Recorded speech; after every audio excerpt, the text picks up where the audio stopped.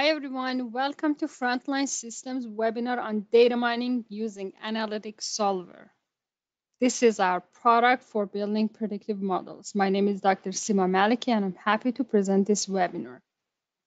During this presentation, if you have any questions or comments, please type them in the chat box to be answered at the end as time allows. I strive to remain within the promised time frame, yet to thoroughly cover the material, sometimes it takes a few minutes longer.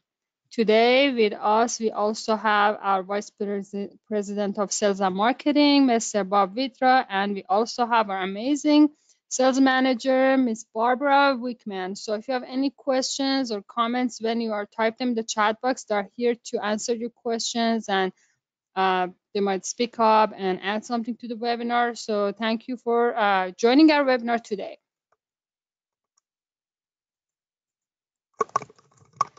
Thank you, Seema.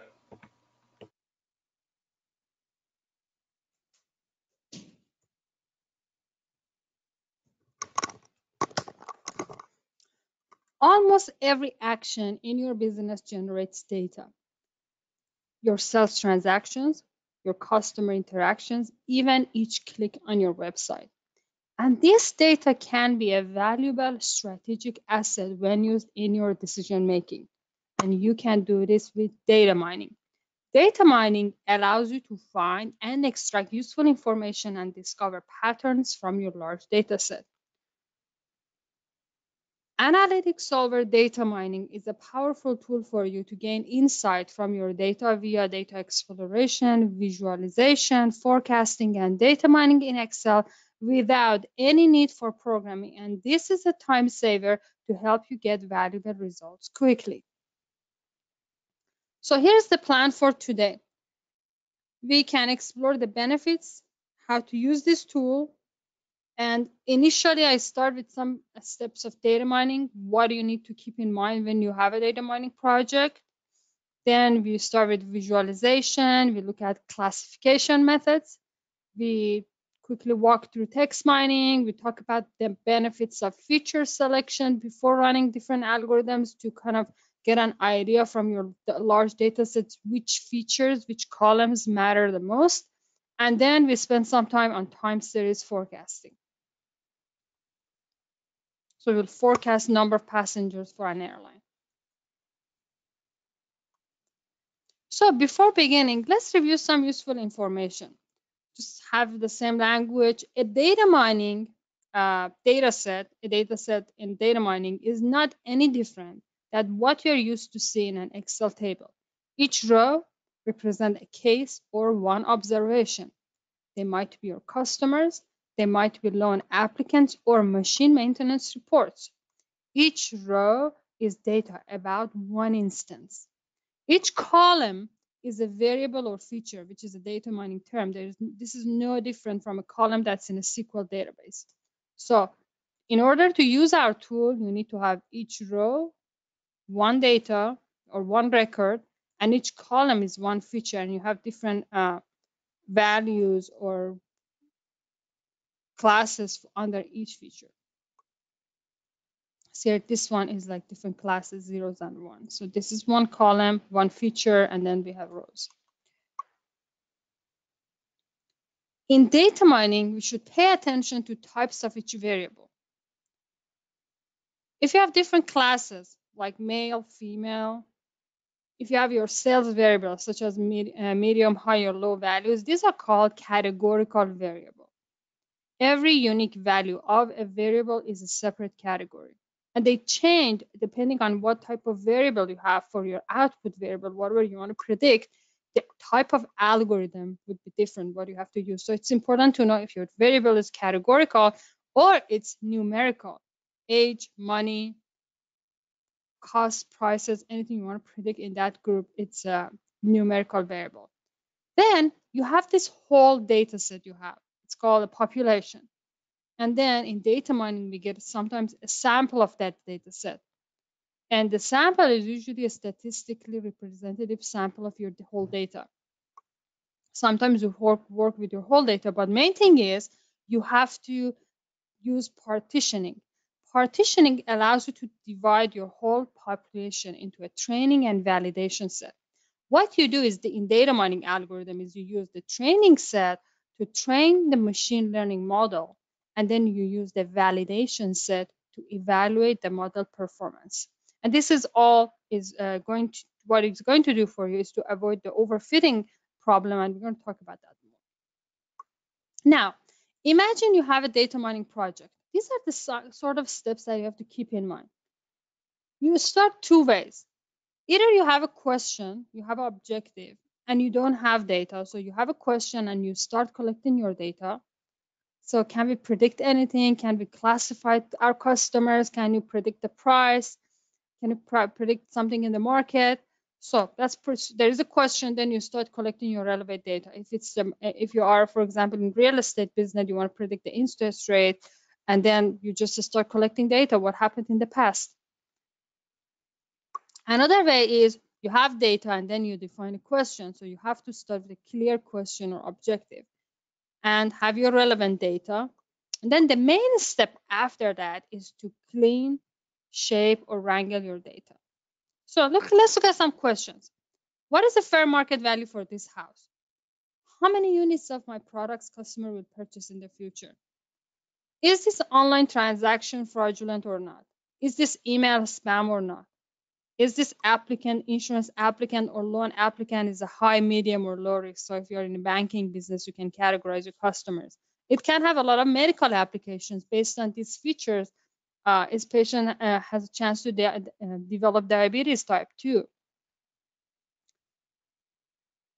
Next, so when you have your data set, the main step, the most time-consuming step is to clean your data. So you have to remove your missing data or replace them with correct values, avoid redundant, irrelevant sparse data, and a lot of feature selection algorithms here help you. For example, you have 100 columns, 100 features, and you want to predict housing prices, and a lot of those variables are not going to be predictive, help you with increasing your prediction accuracy. A lot of them is going to be irrelevant. So feature selection helps you to bring your focus onto variables that has the most significant meaning, and they have the most predictive power.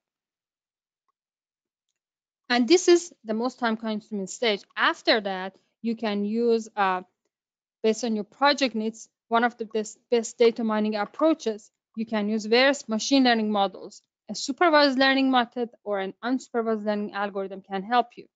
So to avoid overfitting problem, make sure you partition, train, and validate your datasets. So why not just train the whole data and get a better fitted model? The problem with doing that is that you're going to fall into trap of overfitting. That means the machine learning model will fit the model so closely to all of your specific data, the particular cases that you presented, that it doesn't generalize very well. So when it's this future data, it makes more errors that you would really like. To minimize the risk of overfitting, you always want to partition your dataset. Hold a sample for validation, train the model on one part, and validate on another part of data. So this is really important. That's why I'm elaborating on it more. Let's talk more about unsupervised and supervised learning algorithms. Cluster analysis, principal components, association rules, they are all offered in this tool. They detect patterns and relationships in your data, and they do not seek to predict any outcome. For example, you have a huge database of customer information and you are using unsupervised learning method. So you want to discover market segments, and you can group your customers into those smaller segments, and then you can more efficiently sell or market your products. This was kind of like a market basket analysis. You could also use it for social network analysis. Now, in supervised learning, the goal is to predict an outcome based on a set of features. The outcome is generally referred to as a dependent variable, response, or target. The features that are used to predict this outcome are referred to as inputs, predictors, or independent variables. So in this data set that you can see here, if I want to predict this categorical output, this is my target, response, or output variable, and every other column will be used as my input, predictors, or independent variables. And you use these terms often If you're reading a book, a paper, literature, these terms are used for inputs and outputs.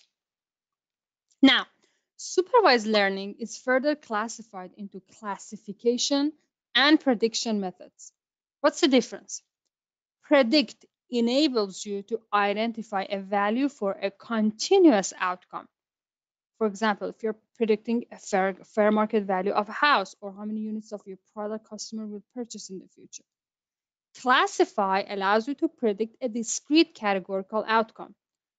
For example, if that online transaction is fraudulent or not, if an insurance applicant is a high, medium, or low risk. So if output is categorical, you're a target, you want to classify your customers, your loan applicants, use a classification algorithms. If the output is continuous, like price, values, then you use prediction algorithms. Okay, now we are ready. Let's switch to analytic solver and look at some examples. So here's the full analytic solver ribbon. When you install this product, you will see the optimization simulation. If you have been with us this week, we talked about using analytic solver optimization, simulation, and stochastic optimization. And today our focus is on data mining tab. So what can you do here?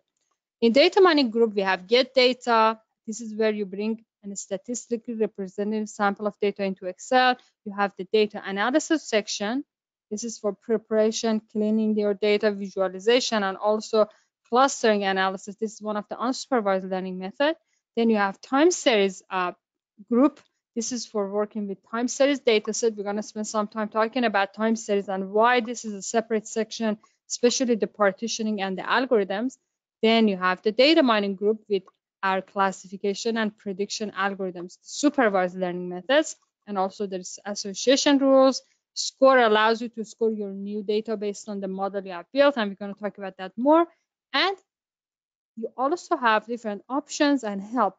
And when you click on help, you can access user guide and reference guide that talk about individual algorithm and their options. So today we're just going to skim through different algorithms. I want to show you how you get an idea of running these algorithms. They're pretty straightforward, but if you want to learn about each individual options, here are your references.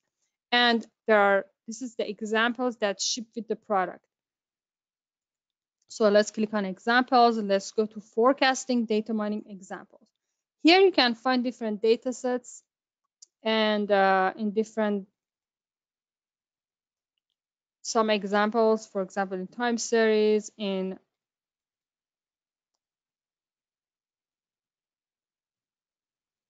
can see there's time series examples. Also, there is association rules, and all of the examples are available here. So for the first example, let's just look at the wine data set. Here's a data set with information about wine, including 13 variables that describe different properties of wine from 3 vineyards. We call the wine from 3 vineyards types A, B, and C. So you can see I have a variable here called type. And if I scroll down, it has A, B, and C. Our goal is to assign a wine classification to each record.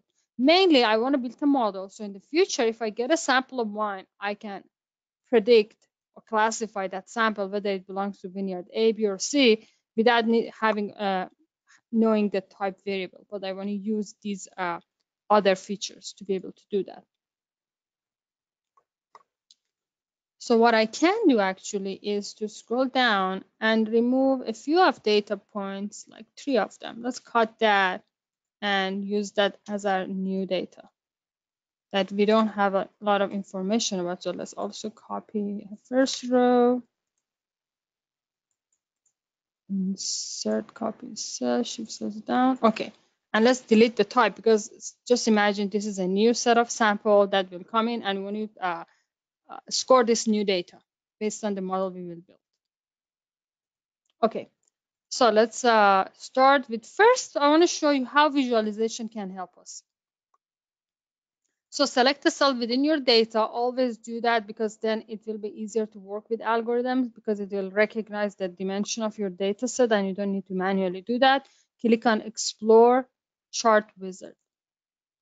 Here you have access to 8 different types of charts. Furthermore, you can export to Power BI and Tableau for further visualization, but you can use line and bar charts to scatter plot matrices and parallel coordinates. Let's try to use the scatter plot matrix. Click on next. Here you see all of your variables, and you can try to use some of them in the chart. Let's try 6 of them. Click on finish. So this is our scatter plot matrix. On the diagonal, we have histogram of individual variables, and on either side, we have the scatter plots. Now, if you want to learn more about this data set, these data points, for example, look here, there are some outliers here, these 2 data points. I can select them with my cursor. They immediately turn red, not only in this chart, but in all other charts. Now, you can look to the right for information about the individual records. So both of them apparently belong to Vineyard C. Now you can remove the selection or just use color by feature. But before that, you can see that these 2 variables are the color intensity is kind of in the higher end, and just that one is very obvious. Let's use color by feature by our categorical one type. So let's use type. So this is the key. This is where I'm using the color by feature.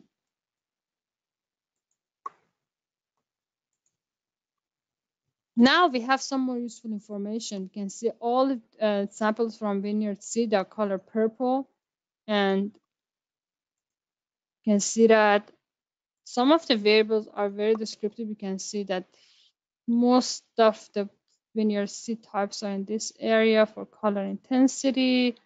OD28 in this area, Proline is in this area. And this visualization is helpful. It gives us some information, but it is not enough for our purposes to draw a line to classify each record and say whether it belongs to Vineyard A, B, or C. But it can show you definitely visually that can get some variables are really able to separate the data very well, but like non-flavonoid phenols, this is really mixed up, so it's like really not helping much. So let me show you something else. So if you want to add another chart in the top part here in the left side, you can select different types of charts. For example, let's add a histogram, and for example, ash frequency, and click on finish. It will add your new variable, the histogram of it. You can see you have frequency and you have the variable down here, and you can change the bin size. On the right, you can color by your type variable, or let's remove the color and panel by type variable. So you can see type A, type B, and type C. And if I use the color, you can see type A, type B, and C. So there's a lot of cool stuff you can do with the charts here. And there are some filters in the right side, and you can just kind of play with all the variables. Add a variable, remove a variable, and so on. When you close the chart, you have the opportunity to save the chart. So let's say chart 1 and save it. I want to show you where you can find your saved charts. You go under Explore, Existing Charts, Chart 1. So let's build our classification algorithm. Select a cell within the data. You can first partition your data like a standard partition, but there is a partition option in all of the supervised learning algorithms. So let's select the cell, go to classify. For this exercise, let's use classification tree. You can see you have 6 different classification algorithms available, and also ensemble methods. And we're going to talk about ensemble methods in a few seconds. So classification tree. We have all the variables listed here. So you can see in the right side, you have the selected variable. If you have categorical variable, they go here. And if you have output, this is the output variable. So type is my output variable. I can just click on this arrow. So type is my output variable, and everything else are continuous. They just go to my, so I will select shift control all of them and then move them to selected variable. You can note here that the target class is recognized as having 3 classes. That's always good to pay attention to, making sure you're doing what you want to do. Now, in the next group of options, you have the partitioning and the pre-processing options. I'm going to look into that. There are different options here, and then we can also have a tree to display. So partitioning, I can check to partition the data using 60% training and 40% validation. Done. You can kind of adjust the tree, and then let's select the tree to display fully grown tree. You can check prior probabilities and lots of more options. So let's go to scoring option. We can get detailed and summary report, and we can score new data in the worksheet. So I have to, let's clear this. Let's go to sheet 1.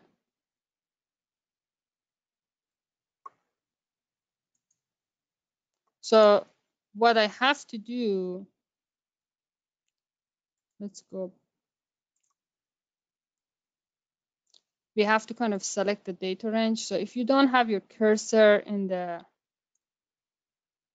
let me see if I selected everything. Okay, let's redo this. So I have to kind of make sure I'm selecting the correct data source. So this is why I always wanted you to have your cursor in the middle of data set. It would automatically recognize the data. So now in the data, now I have the variables in the new data. You can see that it's matching the scale variable, original variables in the one data set. Now you can have different options. You can match by name. Everything would match. So this is what you do for scoring during an algorithm. You could also score after running the algorithm. And let's click on finish. So here is the results of classification tree algorithm. You always can use the output navigator to quickly navigate to different sections of the results. Here is our fully grown tree. You can see that if I hover over the first variable that's used is proline. And if proline is less than 730, we go to left. And if it's greater than 730, we go to right. Then we have total phenol. And then color intensity, flavonoids. So you can see very easy, like if proline is greater than 730 and total phenol is greater than 2.05, you can immediately say that sample belongs to vineyard A. But if phenol is less than 2.05, we go here to total phenols, and then you can decide between vineyards B and C. So this is how you can read different rules. The rules are presented in the table form, and then we can go to training classification summary. This is one of the output measures that you can use to evaluate the performance. This is called the confusion matrix. Confusion matrix displays counts for cases that were correctly and incorrectly classified in the training and validation datasets. So we have the actual and predicted classes, and we have the error report. You can see in the training data set, the total error is 0, and the accuracy is 100%. But just remember, this was the data set that we used to build the model. So it's no surprise that we are getting 100% accuracy. What is important is to pay attention to validation results. So here's the validation report. There were 10 cases that were misclassified in the validation with total error of 14.2. Accuracy is 85.7%. And you can see that most of the cases that were incorrectly classified are between samples from vineyard B and C. So in the future, if you're building algorithms, you're adjusting the parameters to reduce your validation error. And what would happen is your training error is going very small, and your validation is going higher and higher. That's really what overfitting is.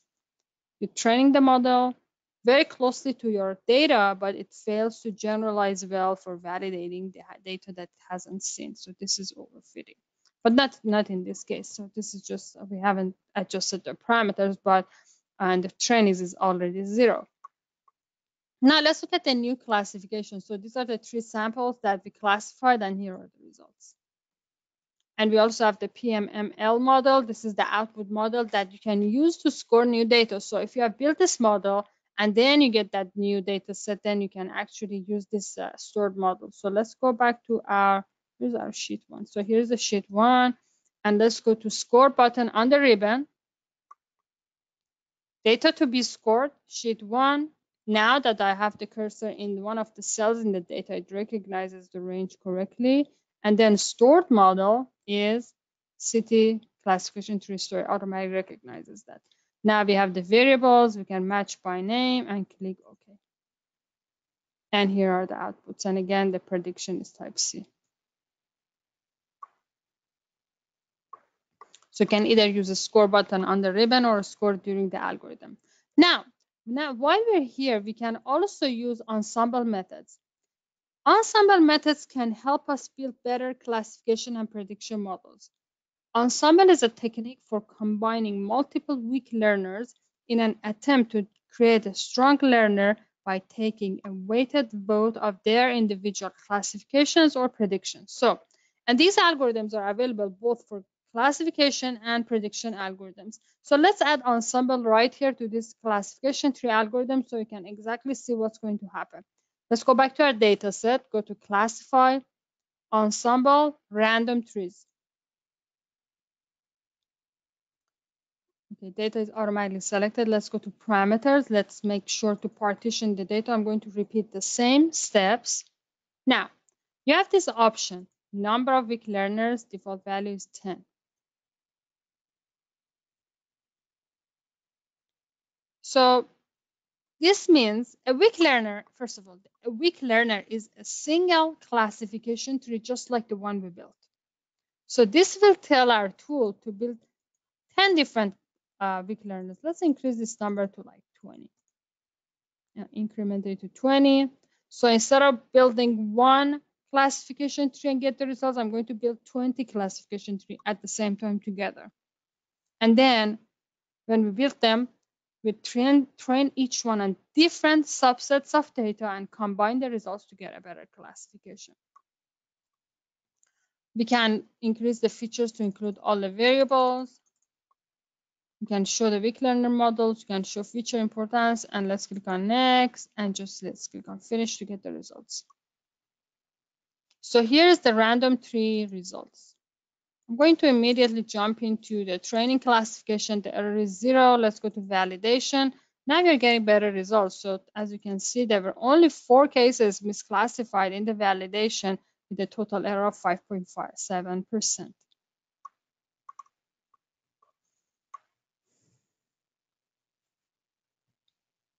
So you can see that the ensemble methods are powerful and they typically result in better performance than a single tree. Okay, let's close this one. Let's go back to our data set. Next, let's quickly look at text mining example. Text mining dataset is available in text mining documents. You need to save and unzip this folder, and I've already done that. So let me open a blank workbook.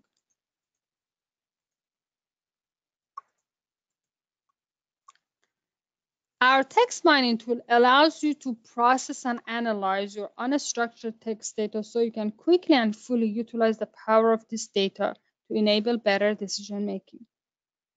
You can work with text found in cells in a worksheet, fields in a database, or in separate text documents. So let's start with importing some text documents into the Excel.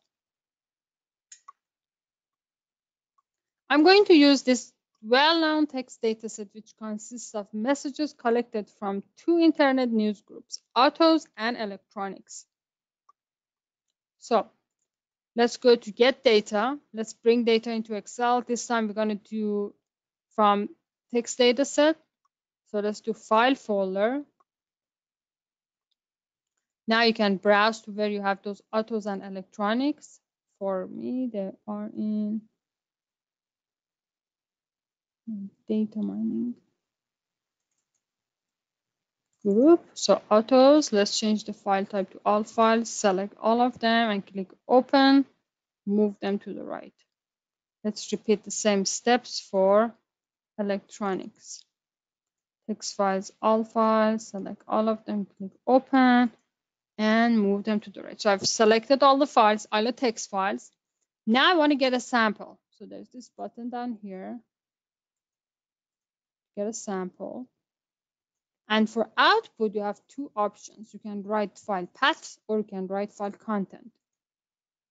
So let's change the sample size to 400, for example, and click OK. I'm keeping the file path because if I write file content, all the text information in the text file will be presented. But you can write the file path. So let's do that. I can actually quickly show you. So let's just gonna browse to one of the dataset and show you how the write file content works.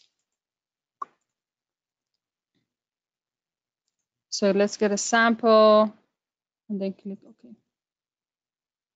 Just takes more time, and then you can see all the content would be presented.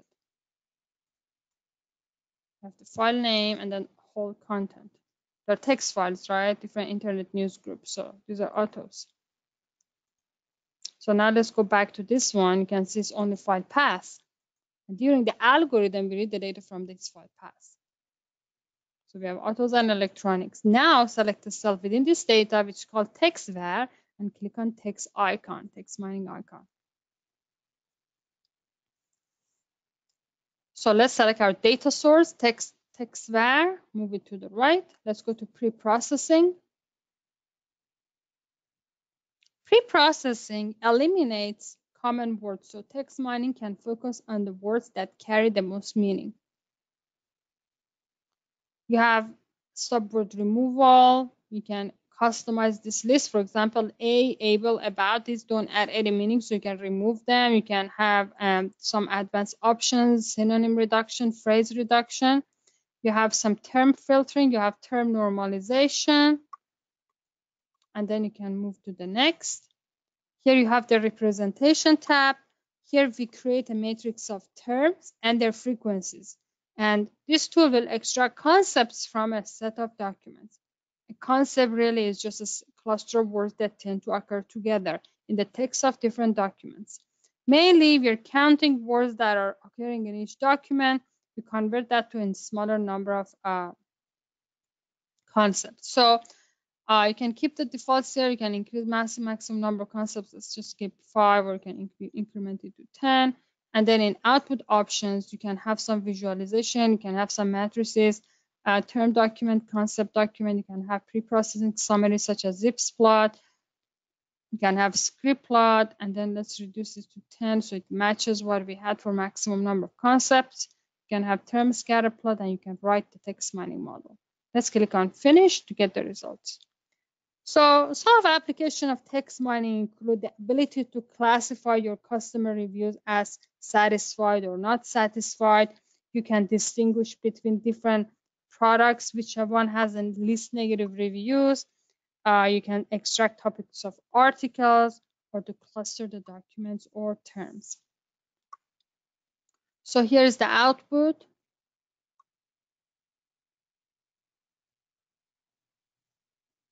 Of text mining. Let's look at some of the results. So this is the PML model. This is the saved model that you can use in the future. We have concept importance. These are the 10 concepts that we requested. You can get the singular values and cumulative and percent singular value explained. You can go to concept documents. So this is the concept document matrix. It's one of the very important outputs. So you can see each row is one of those records, and each column is a concept.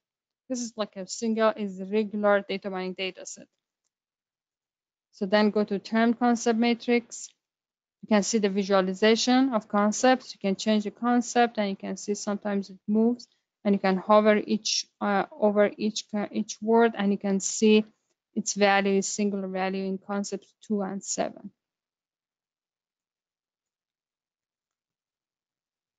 More to the center, far out, closer to concept 2. You can look at the values, far from both concepts, and look at the values, and so much more.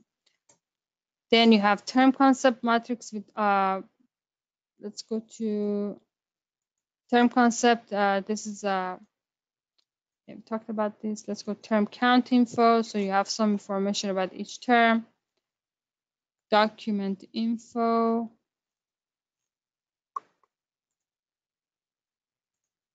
So this is one of the other important outputs of text mining. This is the term document matrix. So each row is one of the documents and each column is one of our terms in this document. So I want to show you the size of this data set. So let me zoom out. This is huge. So all the terms are listed as columns and all the documents are listed in each row.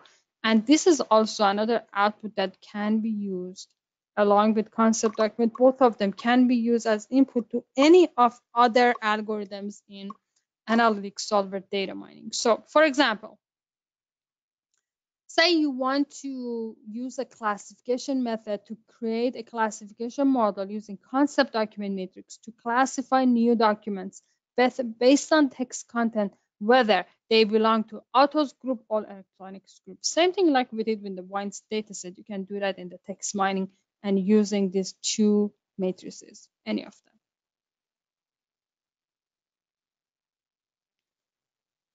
Okay, so there is a lot you can do with text mining. This is just showing you that it's not difficult. It's straightforward. Just have to explore some of the options and you will be fine.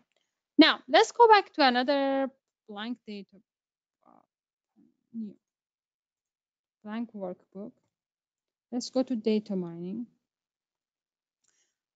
Get data allows you to bring data into Excel. You can do it from another worksheet. You can do it from different databases such as Microsoft Access SQL Server, Oracle, PowerPivot. You can import data from all this data set, statistically representative sample of your data.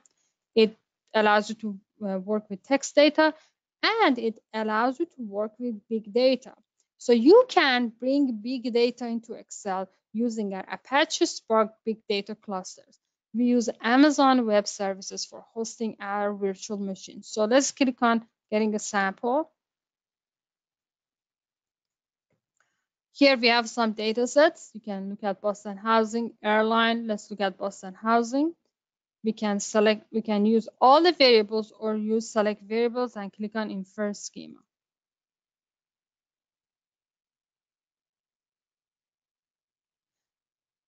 Nicholas, yes, you can just type in your questions, and in a few minutes when we get to the end of the webinar, we can discuss all your questions. So, so here are the different variables. You can select all of them, move them to selected variables. Then you can go to options. You can do exact sampling or approximate sampling. Let's do exact sampling. 100 is fine. We just want to explore this data set. So now I'm communicating over internet with virtual machines that we have. There are about 7 of them. So these data sets are spread across all those virtual machines. And if I hit run, I'm going to get a statistically representative sample of those data, come back into Excel. So this is my sample of data in Excel ready for further analysis. This data set represents a census tract within the city of Boston. We have different information like crime rate, age of housing, and tax amounts. And MEDV is a median value of owner-occupied homes. So this was 20,000. I think this is really old now, but it's still a useful data set. So we have the median value of owner-occupied homes. These are in thousands. And then also we have cat.medv. This is a categorical variable based on MEDV. If the housing price is less than 30,000, we classify them as zeros. And if it's more, we classify them as ones. So we have everything ready. Now, imagine you have, instead of this 13, 14 columns that I have, imagine you had 100 columns. Now, instead of using all of them in the algorithm, of course, you can do that. If imagine you want to just classify cat.medv or predict medv, the owner occupied home values.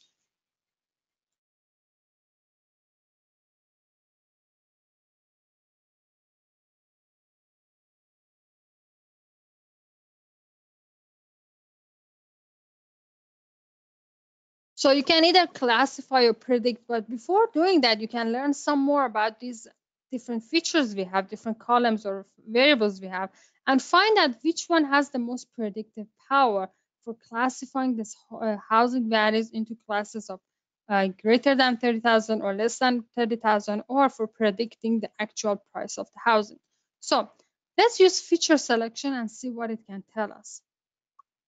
Select a cell within your data, click on Explore Feature Selection. Output is cat.madv, and then let's select other variables as continuous. I'm not including madv because these two are related to each other. Let's go to measures. Here you have different statistical tests that you can use for this purpose. Any statistical filter you want is available, like Welch's test, F statistic features, so any of them you want, you can select Gini index, and then go to output options. You can have feature importance plot and increase the number of features to include all the variables. And you can get the feature importance plot according to this selection. So it can be Welch's test, F statistic feature score, and Gini index, anything you have selected in the data source, in the measure.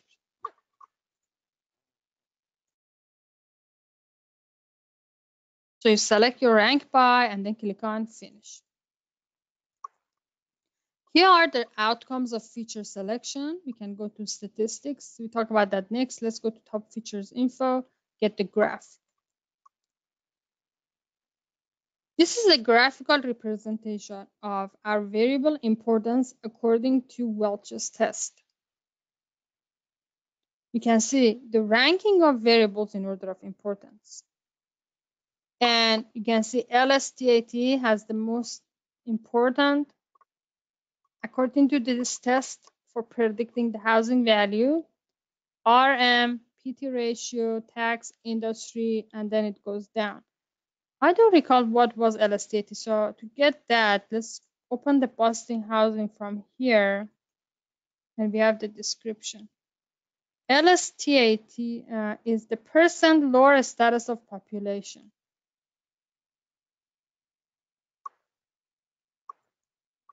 And then we have RM PT ratio. RM is average number of rooms per dwelling, and the PT ratio is the teacher ratio by time, pupil teacher ratio by time. I don't know what that means. So, so we have all this ranking, that tax values, industries, amount of industries in the area.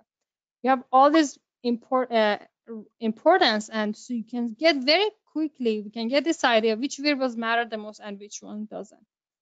So in order to make a better decision, I'm not saying eliminate the variables, but you can go to feature selection statistics and can get some information right here according to all of the tests.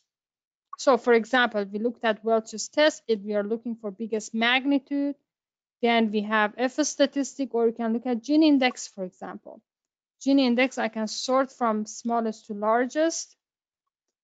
It measures the variable's ability to distinguish between classes. The smaller the Gini index, the more relevant the variable. So if we resort, we can get that again, RM, LSTAT, ZN, tax, and PD ratio. Some of them are exactly similar. So RM and LSTAT are again among the top variables, and then some of them are similar, and then you can see age is the last. So age is not really the biggest factor for determining the housing price in city of Boston based on that census tract. So at this point, we already have a lot of useful information about our variables and their relationship to a categorical cat.madv variable. We started that with all the features, and now we know rather quickly only few of them matter the most. Now you can practice creating classification models. Instead of using all of your original variables, you can just use the most important ones. And all of these features can help you determine what are the most relevant variables for you, for your purposes.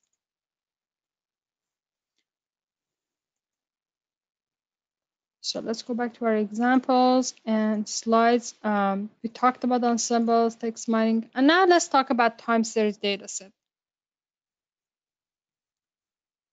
There is another type of data called time series data. Time series is a set of observations on a quantitative variable collected at equal time intervals. So every observation has a date and time on it, something that you can see down here. So I have months and then sales value per month. The observations are usually numeric values and usually equally spaced intervals. These are all equally spaced intervals. So stock prices, exchange rates, consumer price index, or unemployment rate are all examples of time series. Because rows are ordered by time, we cannot take random samples of time series data. So what we do is we cut it horizontally somewhere,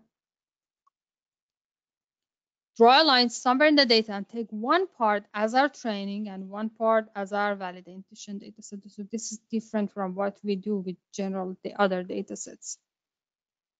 The key difference is that in the previous examples, we built a model using columns except the output column, and we predict or classify the output column. In contrast, in time series data, we are trying to predict forward in time to the next row or several steps forward in time. The columns in time series are independent, so we cannot predict across columns. But what we can do is to predict next value from previous values, which is called time series forecasting, and it is available to you to use in Analytic solver data mining. So let's practice this together. Let's open the examples, and I have to clear all my drawings. Let's go to open airline passenger data set. First thing that I would usually do with time series data set is visualization. Let's select cell within the data, go to Explore Chart Wizard, and it usually gives us a lot of information about what type of data set we have. Use passenger as our variable and use month and click on Finish. Here it is, so you can get a lot of useful information. First of all, we have a seasonal pattern. It's our seasonal pattern, and then we have a strong upward trend. So if you just don't look at this and assume there is a seasonal pattern and everything is flat, then you're missing accuracy, and that would reflect in error values. So let's look at that. What I mean. For example, first of all, let's partition our time series data set. Again, there is a difference between this partition and partitioning a usual data mining group. So let's partition in the time series group. Time is month. Passenger is passenger.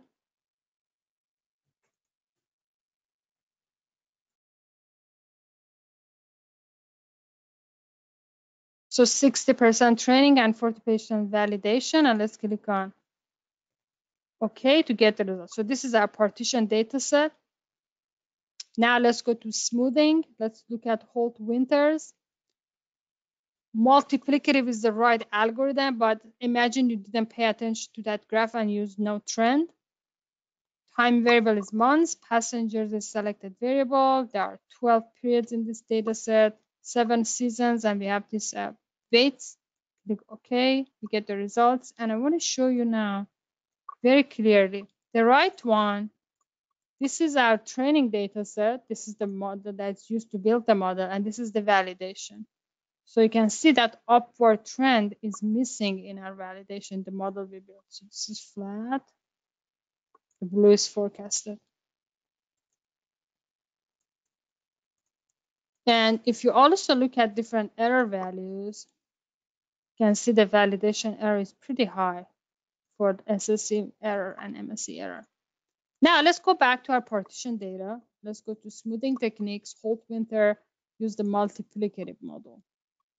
Passenger is a selected variable, number of periods is 12, 7 complete seasons, and click OK. And here are the results. So this is the training. This is the validation. You can see it has a strong upward trend, and it also has our seasonal pattern. This looks like a good fit for our data set.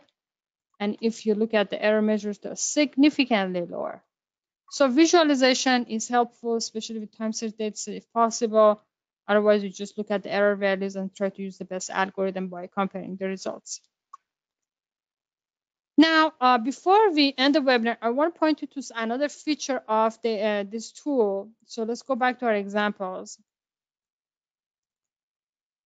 We have this tool in data mining called workflow. It's available in the task pane section. So it's right here. And allows you to have a workflow of what you want to do with this data set, prepare it, and then record it, and then run it. So here is one that's ready for us. We can just run it, and we get the results. It runs double exponential smoothing, and here's the output. And it's really easy to work with this. You just select your data, and then you just drag and drop. So get data, bring your data in. You can explore it with feature selection. You can add different algorithms, for example, in the time series. You can, for example, bring multiplicative model, drag and drop, then run the algorithms, select your data set. So when you drag and drop everything, they would automatically connect, and then you hit the run and it solves it. Another thing you can do is just record when you're doing everything, record it, and then it will automatically create this workflow for you.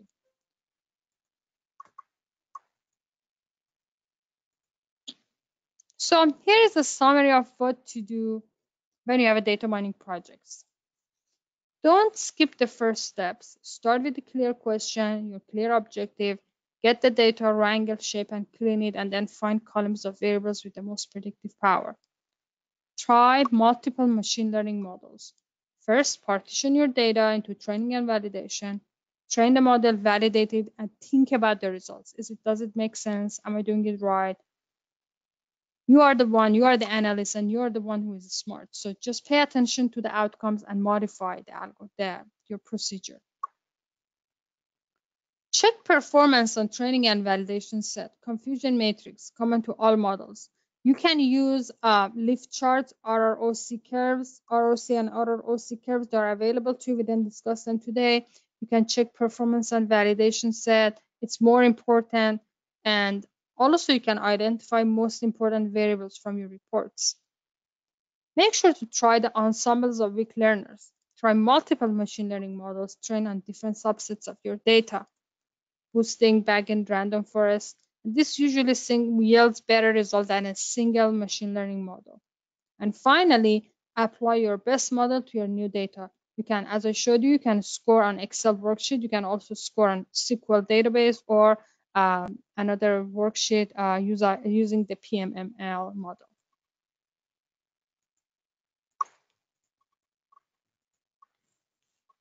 Every action in your business generates data, and you can use this data as a strategic asset for your decision making. Data mining gives you all the tools you need to extract useful information and discover patterns and gain insights from your data. And this ability to use data intelligently is a vital skill for business analysts. Analytic Solver gives you all the tools you need to visualize and transform your data, and then later apply supervised and unsupervised learning methods without any need for programming. So Analytic Solver is our tool for optimization, simulation, and data mining in Excel. When you have this tool, you also have a license for a cloud-based version. This is available in Solver Home tab. You can upload your data sets using clicking on the upload and then go to Analytic Solver. You have to log in with the same username password that you have used for your desktop license. And this is included in your desktop license purchase. It automatically adjusts to type of license you have. So if you have a large scale license, it allows you to run large scale models on arrays on server. This was asking me, should I switch my license, checking my license from desktop to this cloud-based version. And you can see the ribbon is exactly similar. We have the data mining and we have the solver home tab. Here you can open your models from the cloud version, or you can open your models from desktop. So this is available to you. If you go to Analytic Frontline Solver, go to Developer Tools. We also have XLMiner SDK platform. This is our development toolkit if you want to work with C++, C#, Java, Python, or even R. This package works with R, and this is a high-level API for predictive analytics. So you are not limited to Excel. We have all other tools that are available to you that you can use them based on your project needs. So if you want to embed data mining in your application, this is the right tool for you. But if you want to work in Excel, you can take advantage of our Excel licenses. If you have any questions, you're always welcome to email me at consulting@solver.com. You can reach our Barbara at this specific number for webinar attendees. And again, thank you very much. We really appreciate your time, and we trust this webinar was helpful to you. You will receive a survey. Please spend a few minutes of your time. Provide us with your feedback. This is very helpful when we redesign and modify webinars, and we are always constantly trying to offer you tools to improve outcome when you use our tools. We want to make sure you're successful when you are using our tools. So thank you very much. We really appreciate your time. Now let's look at your questions.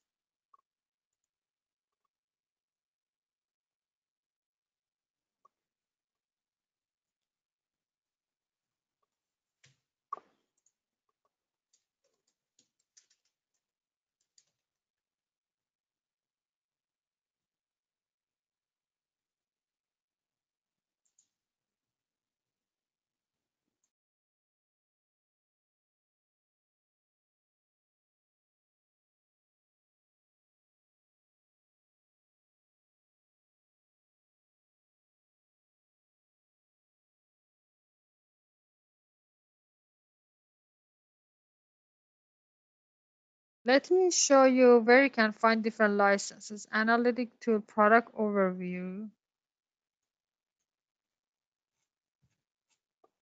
You can use compare specs, this down here. That's one way to look at all the features.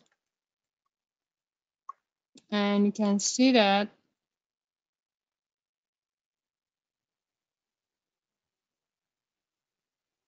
this is analytic solver optimization, simulation, or data mining. So this is all the Excel-based tools. So if you want, all of the tools have analytic solver. If you purchase any of these three tools, analytic solver optimization, simulation, or data mining, you have access to other tools, but in a limited basis. For example, analytic solver optimization, you have optimization component. You also are able to use simulation within this limit, and you are able to use data mining within this limit. But if you have a large data mining application, you buy analytic solver data mining, but it still allows you to run limited optimization and limited simulation models.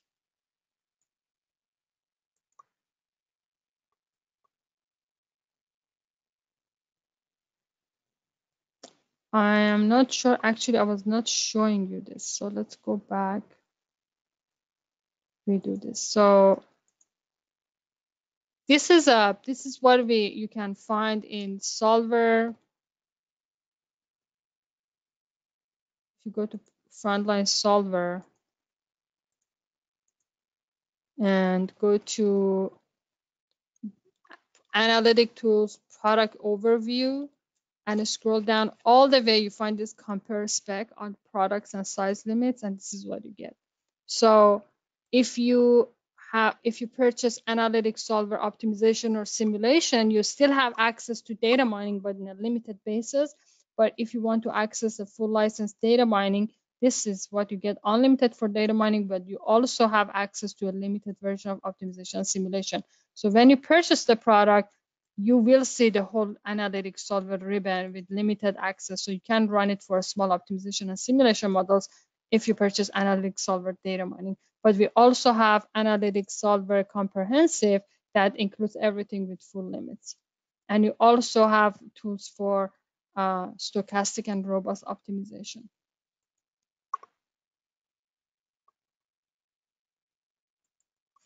Yeah, so for a second, I actually stopped sharing the screen. I didn't notice that. So I hope this was helpful.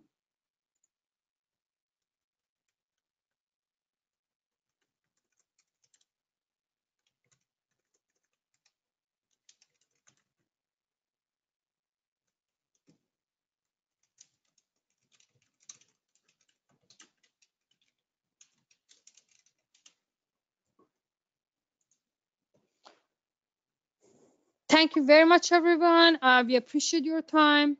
Have a wonderful rest of the day, and bye for now.